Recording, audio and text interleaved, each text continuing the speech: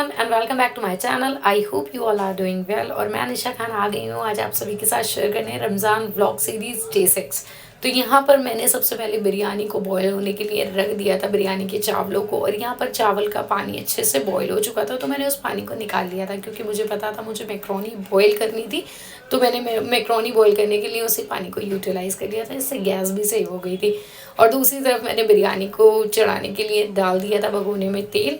प्याज को भी पील ऑफ कर लिया था। यहाँ पर चावलों को मैंने अच्छे से स्ट्रेन कर लिया था और निकाल के रख दिया था। यहाँ पर मैंने प्याज टमाटर को थोड़ा सा फ्राई होने के लिए डाला, जिसे मैं शूट करना भूल गई थी। और मैक्रोनी भी मैंने डाल दी थी बॉईल होने के लिए, लेकिन मैंने पानी में थोड़ा सा ऑयल डाल दिया था ताकि वो चिप चिप बिल्कुल ना करे।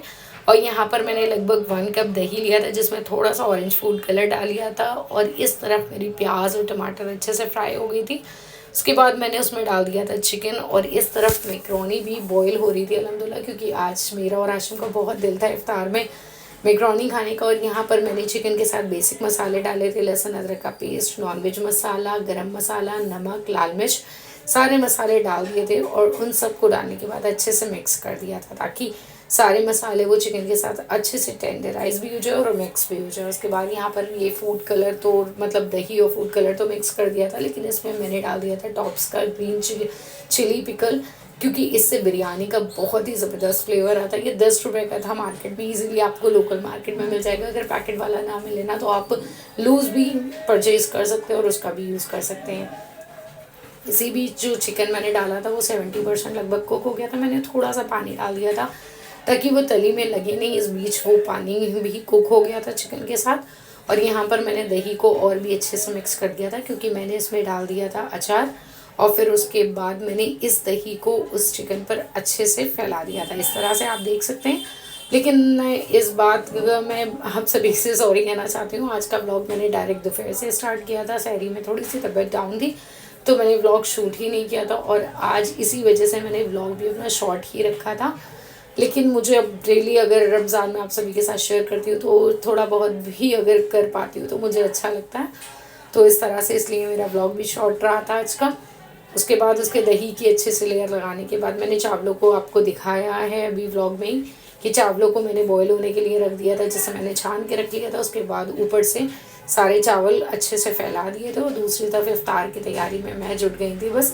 और छोटी वाली गैस में मैंने बिरयानी का भगोना शिफ्ट कर दिया था ताकि वो दम पर आते रहे।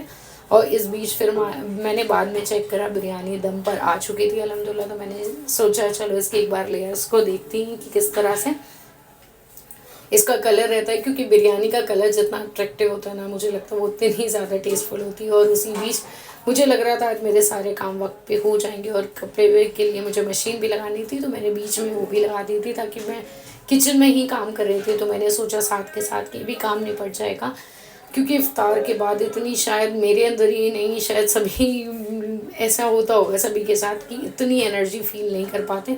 मुझे ये फील मतलब ये लगता है कि रोज़े के वक्त से पहले जब रोज़ा होता है तो पूरे दिन काम कर लेते हैं, लेकिन उसके बाद एनर्जी जाती का है, बल्कि उसके बाद हम काफ़ी कुछ खा लेते हैं।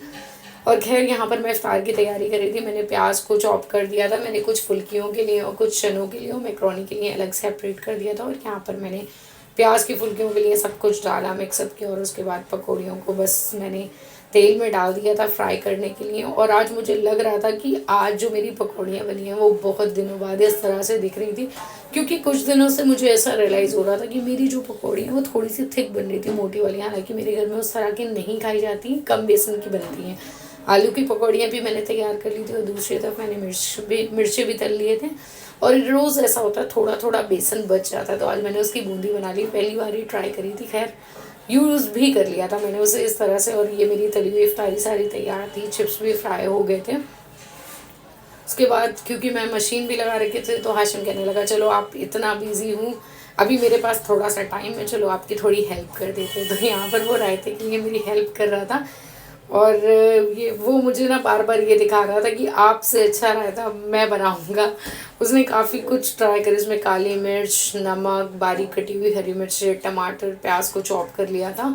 और वो सब डालकर ये मेरी बनी हुई बूंदी थी और ये हाशिम मार्केट से लेकर आया था, लेकिन मैंने दोनों को यूटिलाइज़ कर लिया था। लेकिन कभी भी आपके पास अगर अवेलेबल ना हो ना बूंदी, तो आप इसका घर पे बनाकर भी यूज़ कर सकते हैं इस तरह से।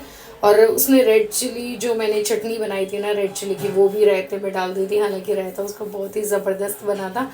वो कह रहा था अब आपकी रेसिपी से ज़्यादा मेरे रायते की रेसिपी हिट हो जाएगी। और उसके बाद इफ्तार की सारी अल्हम्दुलिल्लाह तैयारी हो चुकी थी ऑलमोस्ट, बस दस्तरखान पे ही लगाना बाकी था। लेकिन मैक्रोनी उसके बाद भी रह गई थी, आज काफ़ी मन था लेकिन जो फ्राई होने के लिए बाकी रह गई थी।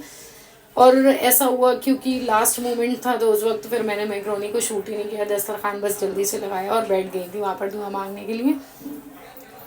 और यहाँ पर बिरयानी भी अल्हम्दुलिल्लाह तैयार हो चुकी थी और खजूर भी मैंने निकाल लिए थे।